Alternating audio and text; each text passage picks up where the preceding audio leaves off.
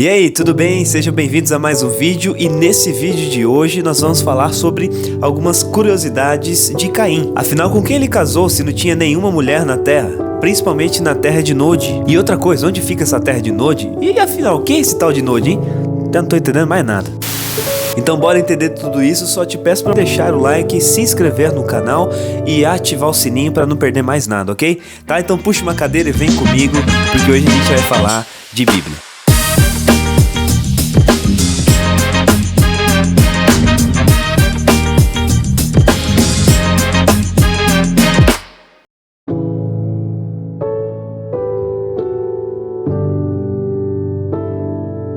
A Bíblia não diz explicitamente com quem Caim se casou, mas ela fornece algumas pistas. Em Gênesis 5:4 diz que Adão teve outros filhos e filhas. Isso significa que além de Caim, Abel e Sete, havia outros irmãos também, cujos nomes não foram registrados. Mas isso não seria proibido? Hoje sim. Mais tarde Deus proibiu casamentos entre os parentes próximos, como nós vemos em Levítico 18 na lei dada por meio de Moisés. No entanto, no início da humanidade havia uma situação diferente. Toda a raça humana descendia de um único casal, Adão e Eva. Para que a humanidade se multiplicasse, os primeiros casamentos aconteceram inevitavelmente entre parentes próximos. Muitos intérpretes entendem que naquele período ainda não havia os problemas genéticos acumulados, que hoje torna esse tipo de união biologicamente arriscado.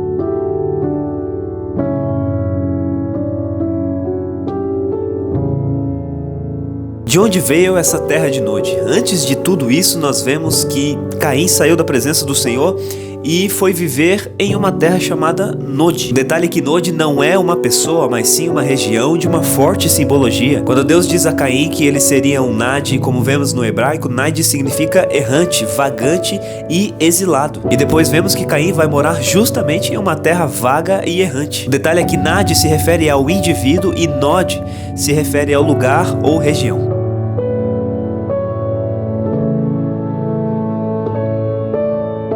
Em Gênesis 4:14, Caim diz: "Quem me encontrar, me matará." Mas muitos perguntam como alguém poderia matar ele se nesse momento havia somente Adão, Eva e Caim. A verdade é que, como dissemos no primeiro ponto, nesse momento havia outros filhos e filhas.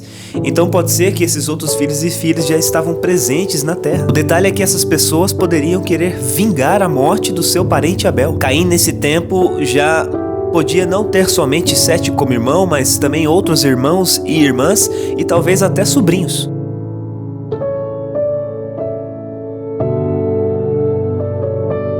Qual era a população da época em Gênesis 6? A Bíblia não informa qual era a população da época em Gênesis 6, portanto qualquer número passa a ser uma estimativa. No entanto, existem algumas formas de pensar sobre a questão. Em Gênesis 6, versículo 1, lemos: "Quando os homens começaram a multiplicar-se sobre a face da terra." Essa expressão mostra que a humanidade já havia crescido muito. Além disso, Adão viveu 930 anos, gente. E muitas pessoas nessa época viviam entre 700 e 900 anos. As famílias provavelmente tinham muitos filhos. E nós vemos que entre Adão e Noé se passam 1650 anos, se nós formos seguir a cronologia bíblica. Isso significa que houve muito tempo para um crescimento exponencial da população, o que nos dá diferentes estimativas. Alguns criacionistas detalham que a população poderia estar entre 1 e 10 milhões de pessoas.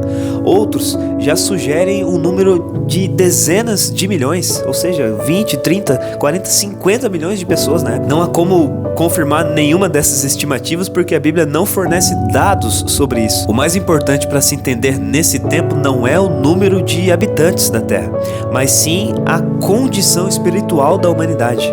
É isso que o capítulo detalha. Ou seja, a ênfase está em dois aspectos. A humanidade havia se multiplicado de forma absurda e o pecado se multiplicou junto com ela.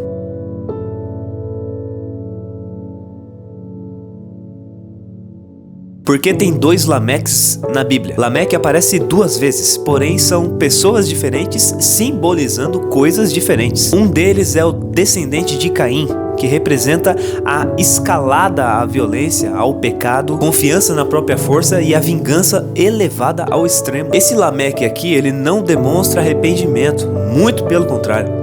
Ele transforma a violência em motivo de exaltação. Mas do outro lado nós temos Lameque, pai de Noé, que representa a esperança, a fé nas promessas de Deus, expectativa de redenção e dependência do Senhor. Este é um contraste intencional e que nos ensina que desde o começo sempre houve dois caminhos, o bem e o mal. Enquanto um canta sobre matar, o outro fala sobre consolo e redenção.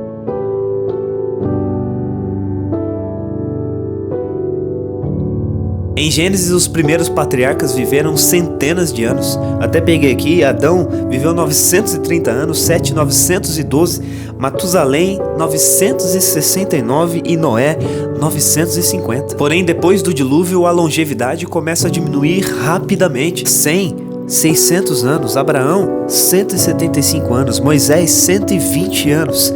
Antes do dilúvio, Deus declara: o meu espírito não agirá para sempre no homem, os seus dias serão 120 anos. Gênesis 6:3. A mudança nas condições da criação, pela visão e opinião dos criacionistas, revela que antes do dilúvio a terra possuía condições ambientais diferentes, o que favorecia uma vida mais longa. Após o dilúvio, essas condições teriam mudado, o que contribuiu para a redução da longevidade. Porém, a perspectiva que eu acredito e que nos é mais clara é que Deus sentenciou no capítulo 6 de Gênesis, como nós lemos, a redução dos anos de vida do homem pelo aumento do pecado na face da terra. Concluímos então que foi um efeito e consequência daquilo que a humanidade praticava, uma produção de pecado em massa.